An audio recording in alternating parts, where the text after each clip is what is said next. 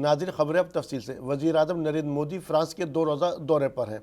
गुज़िश्ता जुमेरात की शाम PM Modi France के ओर्ली हवाई अड्डे पर पहुँचे, जहाँ फ्रांस के वज़ीर आज़म एलिज़ाबेथ बोर्न ने हुकूमती एजाज़ के साथ उनका इस्तकबाल किया। इस दौरान पीएम मोदी ने पेरिस के एक होटल के बाहर उनके इस्तकबाल के लिए इकट्ठा हुए प्रवासी हिंदुस्तानियों का शुक्रिया अदा किया। इसके बाद पीएम मोदी ने फ्रांसीसी सीनेट के सदर जेराड लार्चर से मुलाकात की और फिर फ्रांसीसी पीएम एलिज़ाबेथ बोर्न के साथ वफ्द की सतह पर बातचीत की। यहाँ से पीएम मोदी लासीन म्यूज़िकल पहुँचे, जहाँ उन्होंने हिंदुस्तानी बिरादरी से खिताब किया। हिंदुस्तानी बिरादरी से खिताब के बाद बीती शाम रात के खाने के दौरान फ्रांसीसी सदर इमैनुअल मैक्रोन ने पीएम मोदी को फ्रांस के Grand of Cross the Legion of Honour से नवाजा, जो कि फ्रांस का आला तरीन शहरी और फौजी एजाज़ है। ये एजाज़ सिर्फ ख़ास नेताओं और मोतबर हस्तियों को ही दिया जाता है और पीएम मोदी ये एजाज़ पाने वाले पहले हिंदुस्तानी वज़ीर आज़म हैं। आपको बता दें कि वज़ीर आज़म नरेंद्र मोदी आज फ्रांस के बेस्टिल दिवस परेड में मेहमान खुसूसी के तौर पर शामिल हुए। 14 साल के बाद ये ऐसा पहला मौका है कि कोई हिंदुस्तानी वज़ीर आज़म इस परेड का चीफ गेस्ट बना। इस मौके पर फ्रांस की खातून अव्वल ब्रिगिट मैक्रोन और फ्रांस के वज़ीर आज़म एलिज़ाबेथ बोर्न ने पेरिस में बेस्टिल डे परेड में पीएम मोदी का इस्तकबाल किया। इस प्रोग्राम में फ्रांस के सदर इमैनुअल मैक्रोन ने चैम्प्स एलिसीस में बेस्टिल डे परेड के दौरान पीएम मोदी से गर्मजोशी से मुलाकात की। दिल्ली में यमुना नदी के पानी में हुए इजाफे के बाद कई इलाकों के हालात बदतर हो गए हैं। सैलाब का पानी रिहायशी इलाकों से लेकर वीवीआईपी इलाकों तक पहुंच चुका है। सैलाब के पानी की जद में सीएम रिहाइशगाह, वजीरों की रिहाइशगाह और सेक्रेटरीट तक आ चुका है। हालांकि इस सब के बीच एक अच्छी खबर यह है कि दिल्ली में यमुना का पानी आहिस्ता आहिस्ता कम होना शुरू हो गया है, लेकिन ये 0.1 मीटर की शरह से कम हो रहा है। वहीं दूसरी तरफ सैलाब की वजह से दिल्ली के आईटीओ में वाक़े विकास भवन में ड्रेन रेगुलेटर को नुकसान पहुंचा है। इस मौके पर दिल्ली के वज़ीर आला अरविंद केजरीवाल, वज़ीर आतिशी सौरभ भारद्वाज और लेफ्टिनेंट गवर्नर वीके सक्सेना ने आईटीओ में उस जगह का मुआयना किया जहां ड्रेन रेगुलेटर टूटा। ड्रेन रेगुलेटर का मुआयना करने के बाद अरविंद केजरीवाल और एलजी वीके सक्सेना मीडिया से मुखातिब हुए। सीएम केजरीवाल ने कहा कि सैलाब आने की वजह से यमुना का पानी पंप रूम मशीन में आ गया है। अगर हम प्लांट को चलाएंगे तो उसमें करंट आएगा। पानी के सतह कम होने के 24 घंटे बाद भी हम मशीन नहीं चला सकते, क्योंकि मशीनों को सूखने में भी वक्त लगेगा। वहीं दूसरी तरफ एलजी सक्सेना ने कहा कि यमुना का बहाव बहुत तेज़ है, उसे रोकना ज़रूरी है। यह वक्त किसी पर इल्ज़ाम लगाने का या तंज करने का नहीं है। आपने खुद भी देखा है कि पानी यमुना का आईटीओ की तरफ जा रहा है। ये गेट नंबर 12 जो है यहाँ का, उसमें ब्रीच हुआ है। यहाँ आर्मी की टीम, एनडीआरएफ की टीम और irrigation and flood department, Delhi जल बोर्ड, सारे लोग लगे हुए हैं और वॉर फुटिंग पे काम चल रहा है। मुझे यकीन है कि जिस तरीके से काम चल रहा है, हम 4 या 5 घंटे में कुछ पॉजिटिव रिजल्ट्स देने में सफल होंगे। आर्मी की टीम यहाँ पर है, वो वेल्डिंग वगैरह कर रहे हैं और इस प्रॉब्लम को 3-4 तरीके से हैंडल किया जा रहा है। एक तरफ सैंडबैग्स लगाए जा रहे हैं जिससे कि वाटर फ्लो को रोका जाए। दूसरी तरफ प्लेट्स आ रही हैं, उनको भी लगाया जाएगा।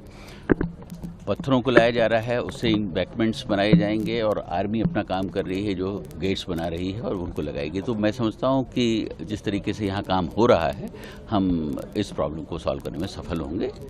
और क्योंकि यमुना का फ्लो बहुत तेज़ है, उसको रोकना बहुत ज़रूरी है, क्योंकि सिटी के अंदर पानी न जाए, इसी के सारे प्रयास हो रहे हैं। उन्होंने ये पूछा कि दिल्ली के क्या हालात हैं और क्या क्या एक्शंस लिए जा रहे हैं उसको करने के लिए, और उनका एक मेन कंसर्न ये था कि दिल्ली की जनता को कोई तकलीफ ना हो, इस बात का आप पूरा ख्याल रखें। तो हम लोग रात से ही सभी के टच में हैं। सोनिया विहार में भी एक ब्रीच हुआ था, उसको भी टैकल कर लिया गया। यहाँ पर हुआ है, इसको भी हैंडल कर लिया जाएगा। ये एक अनप्रेसिडेंटेड सिचुएशन है और जिसको हम लोग हैंडल कर लेंगे और सभी जो हैं इस पर मिलकर काम कर रहे हैं। इस वक्त हमें टीम वर्क करने की ज़रूरत है। कहने के लिए मैं भी बहुत सारी चीज़ें कह सकता हूँ, लेकिन उसकी ज़रूरत नहीं है। हमें इस वक्त ये देखना है कि हमारे लोगों को कोई तकलीफ नहीं हो और जो प्रॉब्लम हमारे सामने है हम उसको सॉल्व करें। ये सारी चीज़ें बात को हो सकती हैं, हमें इतना समझना चाहिए। एनडीआरएफ की टीम का जहाँ तक सवाल है, सुबह मेरे 7 बजे आर्मी से बात हुई, होम मिनिस्टर साहब से बात हुई है और उन्होंने अपनी टीम को पहले भेजा है। उन्होंने असेसमेंट किया है। असेसमेंट करने के बाद क्या रिक्वायरमेंट है उसके काम शुरू हो गए हैं। तो हमको जो है थोड़ा सा समझदारी से काम करने की ज़रूरत है, सबको एक साथ मिलकर काम करने की ज़रूरत है। ये अभी इस टाइम सबसे बड़ा क्राइसिस पैदा हो गया है। कल से ये जो ब्रीच कर गया ये जल बोर्ड का रेगुलेटर, और पानी का फ्लो बहुत ज़्यादा था, जिसकी वजह से तो अब मैं उम्मीद करता हूँ कि सारी टीम्स लगी हुई हैं, 3-4 घंटे के अंदर कोशिश करेंगे कि इसको कंट्रोल करने की कोशिश की जाए, बिकॉज़ यहीं से पानी शहर की तरफ जा रहा है। एक तरफ यमुना में लेवल कम हो रहा है, वो अच्छी बात है, लेकिन दूसरी तरफ ये क्राइसिस है कि यहाँ से ITO और आसपास के इलाकों में पानी जा रहा है। इसको कोशिश करेंगे। आज आंध्र प्रदेश के श्रीहरिकोटा के वाक़े सतीश धवन स्पेस सेंटर से इसरो का तीसरा मून मिशन चंद्रयान 3 2:35 पर लॉन्च किया गया।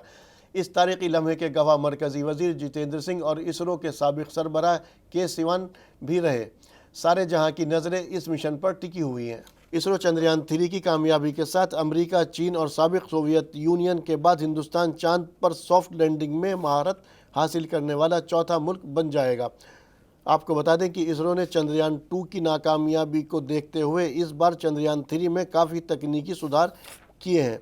इस मौके पर वज़ीर आज़म नरेंद्र मोदी ने तीसरे मून मिशन के लिए ट्वीट से मुबारकबाद देते हुए कहा कि हिंदुस्तानी स्पेस के शोबे में 14 जुलाई 2023 का दिन हमेशा सुनहरे हर्फ में दर्ज रहेगा।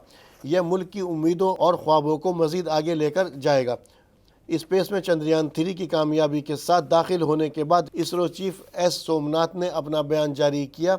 उन्होंने कहा कि चंद्रयान 3 ने चांद की जानिब अपना सफ़र शुरू कर दिया है। हम चंद्रयान 3 के लिए मुबारकबाद देते हैं। वहीं मरकज़ी वज़ीर जितेंद्र सिंह ने इस मौके पर खिताब करते हुए कहा कि ये वाकई हिंदुस्तान के लिए एक काबिल फ़ख्र लम्हा है और श्रीहरिकोटा में हम सब के लिए इस तारीख़ का हिस्सा बनना खुशकिस्मती की बात है। It is indeed a moment of glory for India and a moment of destiny for all of us over here at Sriharikota who are a part of the history in making. Thank you, Team ISRO, for making India proud.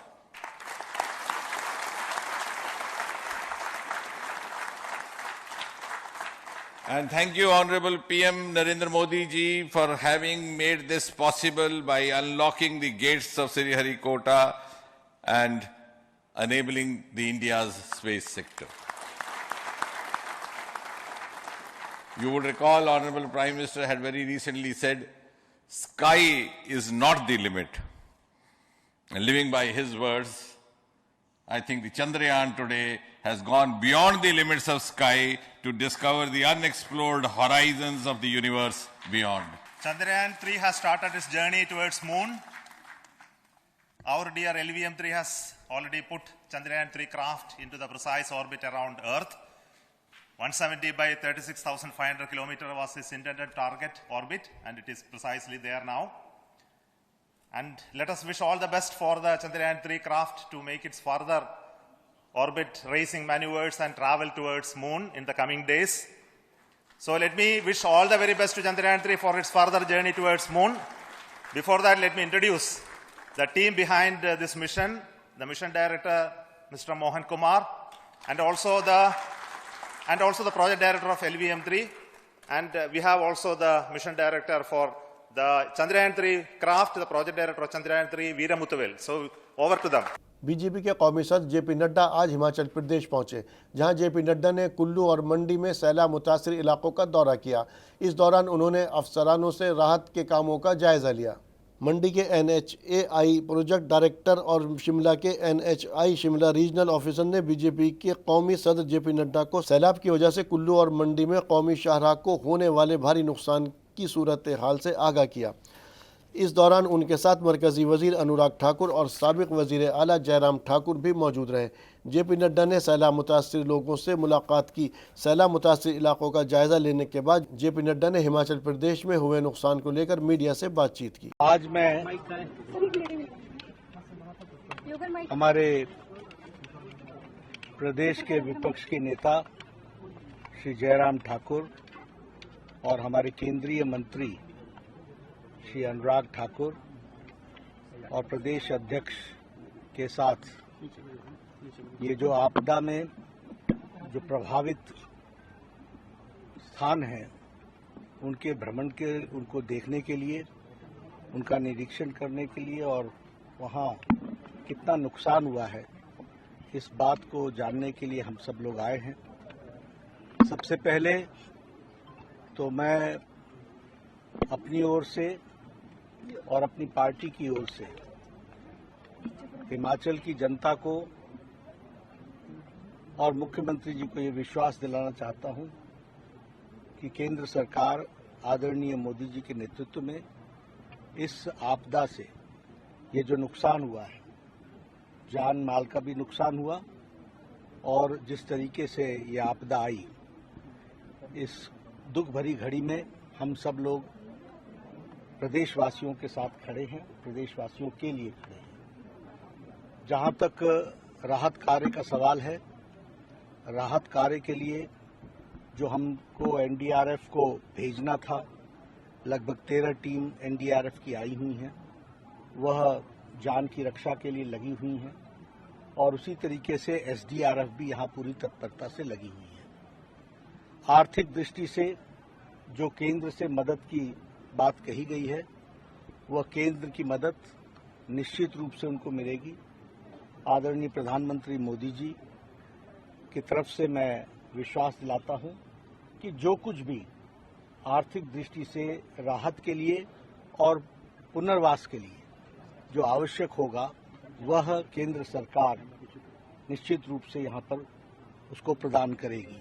Rajasthan के CM Ashok Gehlot ने उनकी हुकूमत के मंसूबों को free रेवड़ी मानने से इनकार करते हुए इसे समाजी सिक्योरिटी का नाम दिया है। समाजी सुरक्षा पेंशन के मुस्तहिकीन से बातचीत के दौरान उन्होंने एक बार फिर कहा कि मंसूबों का फ़ायदा देकर हुकूमत लोगों पर कोई एहसान नहीं कर रही है। ये तो उनका फ़र्ज़ है, हर एक को जीने का हक देना आइन के मुताबिक उनका हक है। इस मौके पर उन्होंने इशारों में कहा कि 14 तारीख से शुरू हो रहे मानसून सेशन में कई और बड़े कानून भी बनने वाले हैं। आपको बता दें कि सीएम अशोक गहलोत ने पिछले 3 दिन में 2 बार सामाजिक सुरक्षा गारंटी मंसूबे के मुस्तहिकीन के साथ बैठक की। उनकी कोशिश है कि ज़्यादा से ज़्यादा लोगों को रियासती हुकूमत के मंसूबों से फ़ायदा पहुँचे। रामपुर में एक गरीब खातून को पीएम आवास योजना के तहत मकान और बेटे को रोज़गार मिलने पर इतनी ज़्यादा खुशी हुई कि वह ज़िला मजिस्ट्रेट रविंद्र कुमार मादंड को आशीर्वाद देने और उनका शुक्रिया अदा करने डीएम ऑफिस ही पहुंच गई। खातून ने ज़िला मजिस्ट्रेट को आशीर्वाद देते हुए कहा कि 5 ज़िलों के मालिक बनकर यहां से जाओगे। आपको बता दें कि ज़िला मजिस्ट्रेट रविंद्र कुमार मादंड ने पीएम आवास योजना के तहत खातून नन्ही देवी को मकान और इनके बेटे को नगर पालिका में नौकरी दिलवाई है।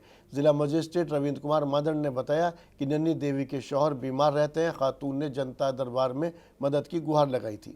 नहीं, देखिए, वो नन्ही देवी जी हैं और मुझे बड़ी खुशी हुई कि वो बहुत प्रसन्न थी और अपना आशीर्वाद दे रही थी। वो लगातार जनता दर्शन में आती रहती हैं, उनकी जब भी कोई समस्या होती है। तो प्रारंभ में उनकी समस्या आवास को लेकर थी। उनका प्रधानमंत्री आवास योजना शहरी में हम लोगों ने उनका घर पास किया था, तो वो उनका कंप्लीट हुआ है। बीच में कुछ उनको आर्थिक मदद की आवश्यकता थी, किसी ने उनके भतीजे ने आई थिंक उनको कुछ फ्रॉड कर लिया था, तो उसमें जो उनके पास आवास के पैसे कुछ कम पड़ रहे थे, वो हम लोगों ने जन सहयोग से करवा दिया। उसके बाद फिर उनका बिजली के मीटर की समस्या थी, उस बिजली के मीटर को भी हम लोगों ने सॉर्ट आउट करा दिया। और उसके बाद में उनके जो घर में कोई कमाने वाला नहीं था, पति बीमार रहते हैं, खुद भी वृद्धा हैं, तो उनके पुत्र के लिए उन्होंने रिक्वेस्ट की थी कि उनको कहीं पे ये ठेके पे नौकरी मिल जाए, तो उसको भी हमने नगर पालिका में रिक्वेस्ट करके उनकी वो भी प्रयास किया है। तो अब वो बड़ी खुश हैं और आदरणीय मुख्यमंत्री जी का ये डायरेक्शन है कि लगातार संवेदनशील प्रशासन हम लोग दें। तो हमारा प्रयास रहता है कि ऐसे जितने लोग जिनके हम लोग व्यक्तिगत रूप से प्रशासनिक स्तर से ऊपर उठकर भी मदद कर सकते हैं, तो वो करनी चाहिए। तो उसका एक उदाहरण था और सब लोगों को वो दुआएं दे रही थी, तो देखिए हमें भी खुशी हुई। मैं बहुत परेशान थी, मैं घर में पन्नी पड़ी थी मकान के, बहुत परेशान थी। जब मैंने सुना तो मोदी भैया मकान के पैसे देना, तो मैंने फार्म भरा था, तो मुझसे किसी ने पैसे नहीं लिया, ऐसे पूरा पैसा ही मिला। सर ने क्या किया? सर ने भी पैसे नहीं लिए, सर ने मेरी बहुत मदद करी, मीटर लगवाया।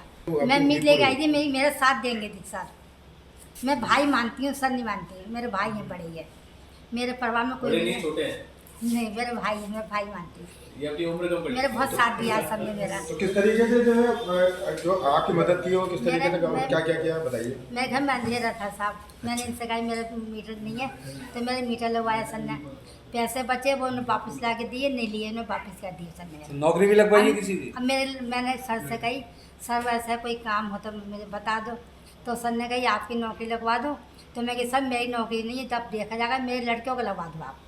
तो मेरे बेटे को लगवा दिया नगर पालिका में। आप मैं खुश सबको हैं आप धन्यवाद देती हूँ। जिंदगी में बदलाव लेकर? और मैंने सर ने कही मुझे आशीर्वाद दो, तो मैं कैसे बोले सर पाद माल बन के गए हैं जिला के, आप भी जाओगे नहीं रहते।